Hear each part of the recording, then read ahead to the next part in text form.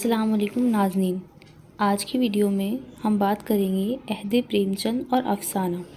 अफ़साना उर्दू नसर की एक बहुत अहम सिन्फ़ है। इससे तो आप बखूबी वाकिफ़ होंगे, इसके बारे में आप अच्छे से जानते होंगे। इस वीडियो में हम जानने की कोशिश करेंगे कि अहद प्रेमचंद जो सन 1900 से लेकर 1936 तक का ज़माना रहा है, उसमें अफ़साने की क्या सूरत हाल थी। उस दौर के जो अफ़साना निगार थे वो किस तरह के मज़ामीन के अंदर अफ़साने को पेश किया करते थे, या उनकी अफ़साना निगारी किस तरह से थी, और वो कौन कौन से मौज़ूआत थे जो अफ़साना कहानी के रंग से निकलकर मंज़र आम पर आया और आम फ़हम ज़िंदगी में शामिल हो गया। तो वक्त को ज़ाया किए बिना हम शुरू करते हैं।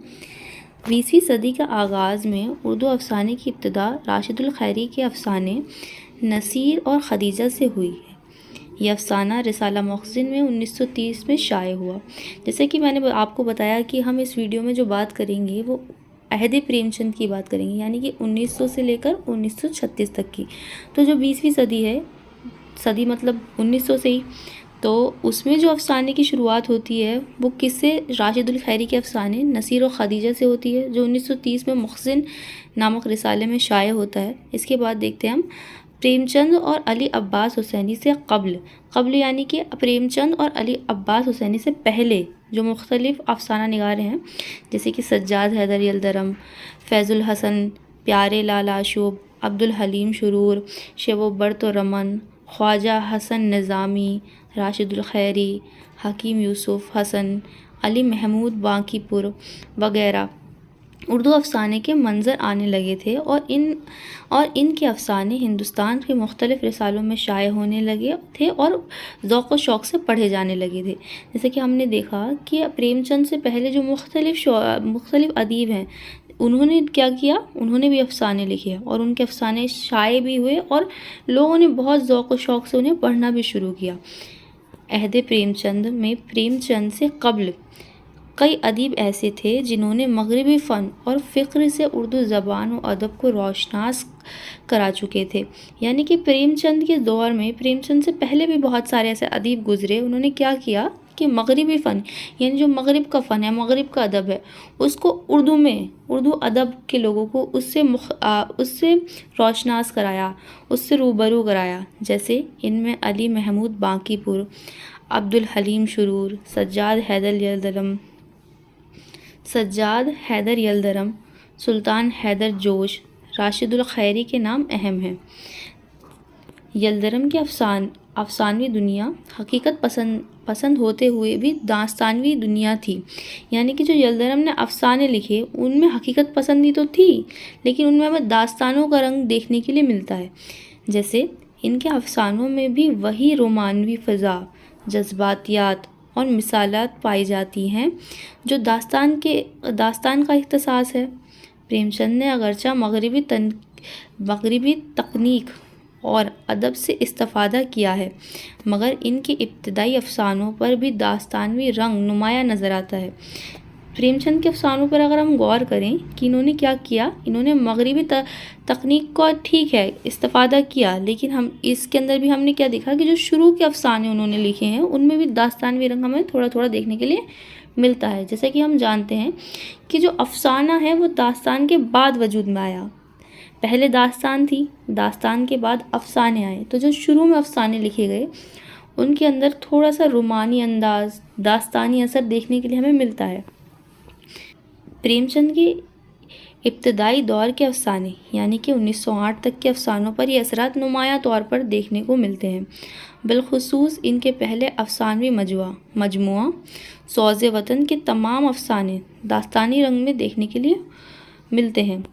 तो जो प्रेमचंद का जो पहला अफ़सानवी मजमुआ है, कौन सा? सौज़े वतन। अगर हम उसको भी देखेंगे तो हम ये देखेंगे कि उसके अंदर क्या है, दास्तानवी रंग देखने के लिए हमें मिलता है, जो कि एक आम बात है। यहाँ पर प्रेमचंद के एक अफ़साना दुनिया का सबसे अनमोल रतन का ज़िक्र ज़रूरी है। इस अफ़साने का प्लॉट, किरदार निगारी, फ़िज़ा साज़ी और असलूब सब कुछ दास्तानवी अंदाज में है। अहद प्रेमचंद 1900 سے لے کر 1936 کے ابتدائی دور کے افسانوں کے موضوعات اور تکنیک پر ایک طرف داستانوں کا واضح اثر ہے تو دوسری طرف رومانیت پسندی کا۔ یعنی کہ پریم چند کے جو دور کے افسانے ہیں، یہ عہد پریم چند کے اندر ہم دیکھیں تو 1900 سے لے کر 1936 تک کا دور، تو اس میں جب ہم افسانوں کی بات کریں گے تو صرف پریم چند کے افسانوں کی بات نہیں کریں گے، جو دیگر افسانہ نگار ہیں جنہوں نے اس دور میں افسانے لکھے، ان کے افسانوں کو بھی ہم غور سے دیکھیں گے، اور دیکھنے پر ہمیں یہ پتہ چلے گا کہ اس دور کے جو افسانے ہیں اس میں تکنیک کی بات تو ہم نے کی ہے، مغرب کے ادب کو بھی ہم نے شامل کیا ہے، لیکن ان میں داستانوی رنگ ہمیں دیکھنے کے لیے ملتا ہے، رومانیت پسندی ہمیں دیکھنے کے لیے ملتی ہے۔ آگے دیکھتے ہیں۔ اردو افسانہ کے ابتدائی دور میں سجاد حیدر یلدرم، نیاز فتح پوری اور سلطان حیدر جوش اہم افسانہ نگار ہیں۔ سجاد حیدر یلدرم بنیادی طور پر رومانوی افسانہ نگار تھے، جیسا کہ میں نے کہا مختلف افسانہ نگار ہیں، ان میں سے جو سجاد حیدر یلدرم ہیں اگر ہم دیکھیں تو انہوں نے کیا کیا ہے کہ وہ رومانوی افسانہ نگار ہیں۔ سجاد حیدر یلدرم نے ترکی، ایرانی اور انگریزی افسانوں کے جو ترجمے کیے ہیں وہ سب کے سب رومانیت کے زیر اثر لکھے گئے ہیں، لیکن ان کے تبع زاد افسانے بھی رومانیت کے حامل ہیں۔ سجاد حیدر یلدرم نے کیا کیا ہے؟ انہوں نے کچھ افسانوں کو کیا کیا ہے؟ ترجمہ کیا ہے، اور کچھ انہوں نے خود لکھے ہیں، لیکن ان سب میں کیا ہے کہ ان میں بھی ہمیں کیا دیکھنے کے لیے ملے گا، جو لکھے ہیں انہوں نے ان میں رومانیت کا اثر ہمیں دیکھنے کے لیے ملے گا۔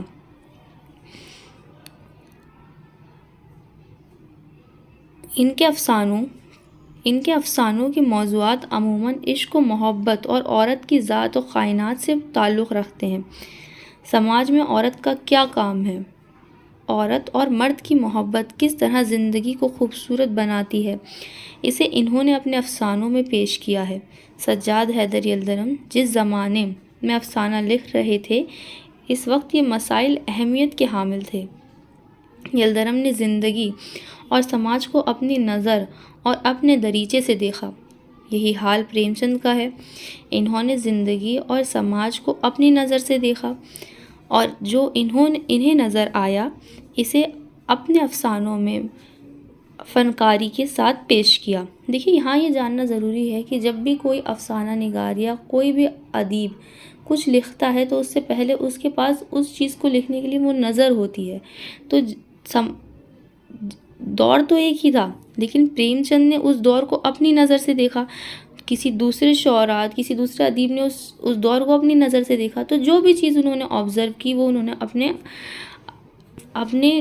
اپنے فن میں اپنے فنکاری کے ذریعے اپنے افسانوں میں لکھ دی۔ جس طرح پریم چند نے ہندوستان کی دکھتی رگ پر ہاتھ رکھا تھا اسی طرح یلدرم نے سماج کے زخم کا پتہ لگایا، لیکن ان دونوں کا انداز نظر مختلف تھا۔ دونوں نے زندگی کو دو دریچوں سے دیکھا ہے۔ پریم چند نے زندگی کو اس دریچے سے دیکھا تھا جہاں سے دیہات کی زندگی کو اس دریچے سے دیکھا تھا جہاں سے دیہات کی زندگی، اس کا حسن، اس کے مسائل، اس کی سادگی، اس کا درد و کرب، عوام اور کسانوں کی انفرادی اور سماجی الجھنیں نظر آتی ہیں۔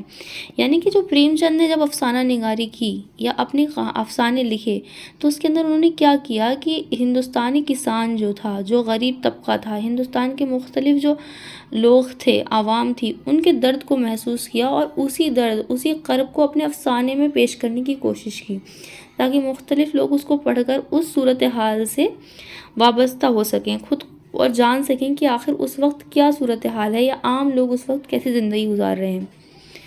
پریم چند نے گاؤں کے ماحول کو پیش کیا تو یلدرم نے لوگوں کے دلوں میں پیدا ہونے والی عاشقانہ اور جنسی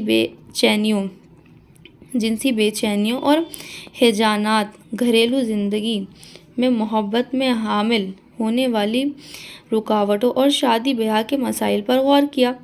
ٹھیک ہے، یلدرم نے کیا کیا؟ یلدرم نے ایک انسان کی بنیادی زندگی کو پیش کیا۔ یلدرم کی طرح نیاز فتح پوری نے بھی حسن و عشق، واردات قلب و عورت کو اپنے افسانوں کا موضوع بنایا۔ ان کے افسانوں میں عورت مرکزی حیثیت کی حامل ہے۔ ان کا خیال ہے کہ عورت ایک سراپا لذت ہے، تسکین ذات کا سبب ہے، ایک مورتی سحر ہے اور مادی نور ہے، اس لیے وہ مردوں پر حکمرانی کرتی ہے۔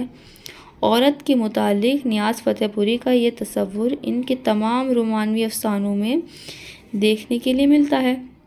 عہد پریم چند کے افسانہ نگاروں میں ایک اہم نام سلطان حیدر جوش ہے، جن کے یہاں تہذیبی اور معاشرتی مسائل کا گہرا شعور ملتا ہے۔ سلطان حیدر جوش نے اپنے عہد کے تہذیبی اور معاشرتی مسائل پر غور و خوض کیا۔ اب جیسے کہ ہم دیکھیں کہ پریم چند، عہد پریم چند میں ایک اور افسانہ نگار کی ہم نے بات کی، سلطان حیدر جوش، ان کے افسانوں کو اگر ہم غور سے دیکھیں گے تو ان کے افسانوں میں ہمیں کیا دیکھنے کے لیے ملے گا؟ تہذیب کے بارے میں، معاشرے کے بارے میں۔ تو انہوں نے ان مسائلوں کو زیادہ غور کیا اور اپنے افسانے میں پیش کیا ہے۔ یہ وہ زمانہ ہے جب مغربی تہذیب ہندوستان پر پوری طرح سے غالب ہو چکی تھی۔ آپ بہتر اس بارے میں تو آپ جانتے ہیں کہ مغربی تہذیب اس دور میں ہندوستان پر غالب آ چکی تھی، تو انہوں نے اپنے افسانے میں جو ہندوستانی تہذیب ہے اس کا ذکر کیا، ہمارے معاشرے کا ذکر کیا۔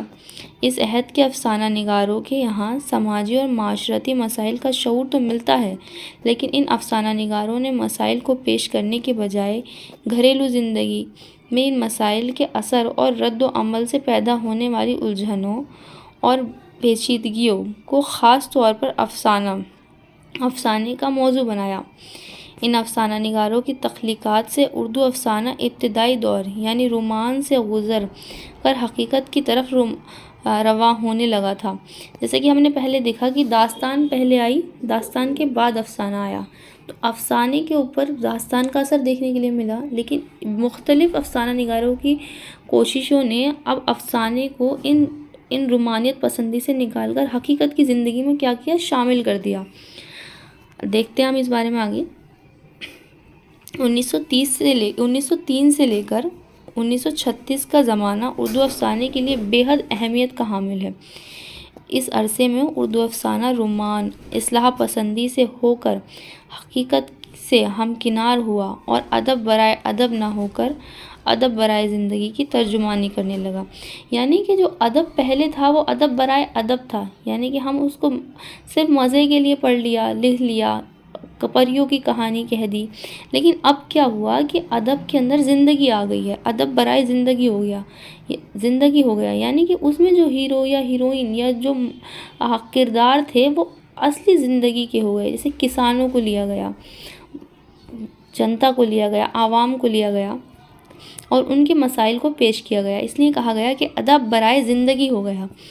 اردو افسانے کو عام زندگی سے جوڑنے میں پریم چند نے اہم رول ادا کیا۔ ان کی کہانی سماج کا جیتا جاگتا آئینہ بن گئی، اس لیے کہا جاتا ہے کہ ہندوستان گاؤں میں بستا ہے اور گاؤں پریم چند کی کہانیوں میں۔